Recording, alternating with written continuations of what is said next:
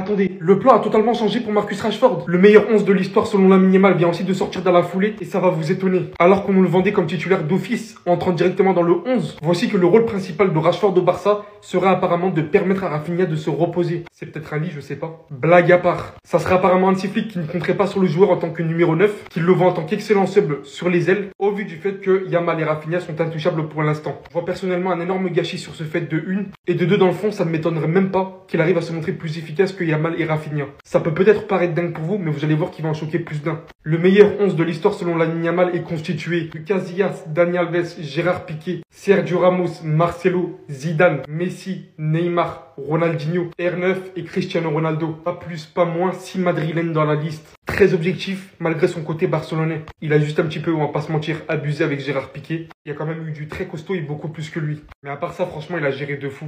Il nous taquine beaucoup, c'est bon enfant, mais vous voyez bien qu'il a énormément de respect dans le fond. Yamal, cette saison, tu vas perdre.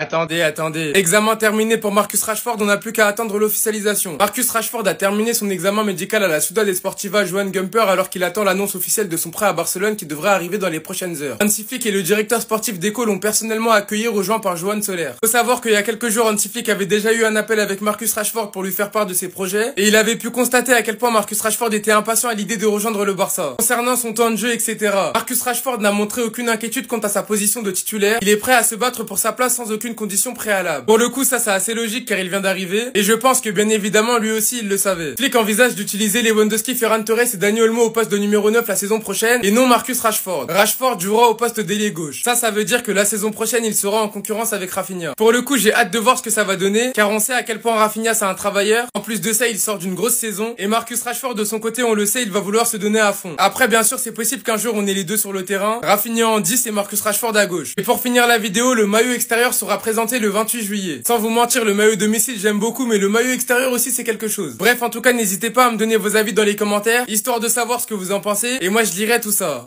Oh, Flick envisage d'utiliser Lewandowski, Ferran Torres et Dani Olmo au poste de 9 la saison prochaine et non Marcus Rashford. Rashford jouera au poste d'ailier gauche. Pas de panique les gars, Rafinha n'ira pas sur le banc. Rashford arrive avec un statut de remplaçant au Barça.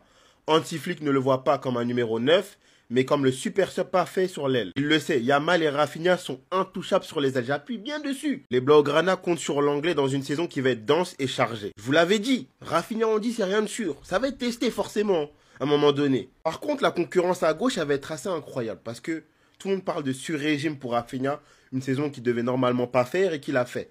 Donc, pour le pousser à refaire, rien de mieux qu'une concurrence à gauche. Et moi, je suis serein sur mon Brésilien. Je sais qu'il va prouver, qu'il va montrer. Et c'est vrai que j'arrive difficilement à voir Rafinha faire 2 saisons consécutives s'il n'avait pas eu de concurrence. Là, maintenant, c'est un autre cas de figure. Par contre, j'avoue que Flick, il pouvait quand même tester Rashford en 9. C'est un très bon finisseur. Ferran et Lewandowski sont très irréguliers. Donc, bon, il aurait pu faire un effort là-bas. Ce qui est intéressant dedans, c'est que Rafinha et Rashford, ils sont polyvalents. Ils peuvent jouer à droite, à gauche, en 9, en 10. Donc, c'est intéressant sur ça. Maintenant, la tâche, elle va pas être simple pour Hansi Flick parce qu'il devra trouver là où les compos parfaits pour la saison prochaine. Franchement, j'y crois pas. J'attends de voir les matchs. Marcus Rashford est arrivé à Barcelone et il y a plein de gens, dont moi, qui se demandaient où allait jouer Marcus Rashford. Eh bien les amis, Rashford va jouer sur le banc. Rashford arrive avec un statut de remplaçant au Barça. Hansi Flick ne le voit pas comme un numéro 9, mais comme le super sub parfait sur l'aile. Il le sait, Yamal et Rafinha sont intouchables sur les ailes. Les Blaugrana comptent sur l'anglais dans une saison qui va être dense et chargée. Moi, je suis pas d'accord avec tout. Yamal et Rafinha sont intouchables, ça c'est clair pour moi, ils doivent pas bouger du 11 titulaire. Mais dire que Rashford est venu pour seulement être un remplaçant ailier gauche, ça j'y crois pas du tout. Déjà parce que Rashford, il peut ne pas jouer ailier gauche, il peut jouer numéro 9, même si là ça te dit qu'Hansi Flick, il n'en veut pas forcément, mais au bout d'un moment, Lewandowski il a 38 ans, croyez-moi qu'il aura besoin de repos au bout d'un moment. Donc même si à Ferran Torres qui pourra jouer numéro 9, Rashford, ça reste aussi une option supplémentaire à pas négliger, surtout s'il fait des bonnes performances. Et pareil pour l'aile gauche, début de saison dernière, on avait vu que Rafinha, il était tout à fait capable de jouer numéro 10. Et quand on connaît la qualité de Rafinha à ce poste, qui a déjà fait ses preuves début de saison dernière, et qu'on connaît la fragilité de Dani Olmo, c'est-à-dire que Rafinha pourra totalement jouer numéro 10 quand Olmo sera blessé, donc moi j'ai du mal à croire que Rashford est seulement venu pour être un super sub. J'ai du mal à croire qu'il pourra pas gratter une place de titulaire, soit ailier gauche, soit numéro 9, en fonction du contexte, en fonction des blessures et en fonction des performances des autres. La visite médicale de Marcus Rashford est terminée. Maintenant, on attend tous qu'une chose, c'est l'officialisation du club. Ce qui est intéressant à savoir, c'est que si le Barça n'active pas l'option d'achat de Marcus Rashford, le club devra rembourser à Manchester United les 30% de salaire annuel cet été. Et que l'option d'achat de Marcus Rashford est de 35 millions. Ce qui est aussi très intéressant à savoir, c'est que Lewandowski est sur sa dernière année de contrat, donc le Barça cherchera peut-être un neuf la saison prochaine. Si Rashford performe à ce poste-là, 35 millions est à ton neuf, qui pourra tourner avec Ferran Torres. Sachant qu'on sait tous très bien les gars à quel point sur le marché trouver un neuf, c'est très compliqué. On l'a répété plusieurs fois, mais je pense que certains ne réalisent pas le coup qu'on vient de faire avec Marcus Rashford en prêt. Surtout dans un club comme le Barça. United, les gars, c'est maudit. Tous ces joueurs, quand ils étaient à United, ça se foutait de leur gueule. Maintenant, dans leur nouveau club, c'est différent. Et celui qui m'a le plus épaté, c'est Anthony. Parce que Anthony, fallait voir comment ça se moquait de lui. Il était considéré comme le pire Brésilien du monde, les gars. C'était encore pire que Rafinha quand il était mauvais. Je vois qu'il y en a qui sont étonnés concernant le fait que Rashford n'est pour l'instant pas un titulaire indiscutable, les gars, mais c'est normal. Il y a une hiérarchie à respecter, on parle quand même d'une équipe qui est la meilleure attaque d'Europe de base, qui t'a fait une demi de LDC, qui t'a gagné 3 trophées en Espagne. Donc oui, il y aura des preuves à faire. Deco a été clair il y a quelques mois, il a dit qu'il veut des joueurs pour faire tourner. Parce qu'il trouve que le Barça dépendait trop de Rafinha et de Yamal et que lorsqu'ils étaient remplacés, le Barça perdait de la qualité. Rashford n'arrive pas avec le statut d'un titulaire indiscutable, mais il a le potentiel pour l'être. Sinon vous les gars, vous en pensez quoi? Ramenez sur certains pensées, on s'ennuie. Regardez le contrôle de Rafinha. Saison déjà ballon d'oresque. Et vous pensez qu'il va... Contrôle comme ça, vous pensez qu'il va flopper l'année prochaine? Ok. Bon, c'est là. Attendez! En mode là, vous voyez ça, vous avez vu ça, et vous vous dites que Rafinha va faire une saison où il y a moyen qu'il chute, qu'il soit moins performant. Depuis ce cas-là, métamorphosé.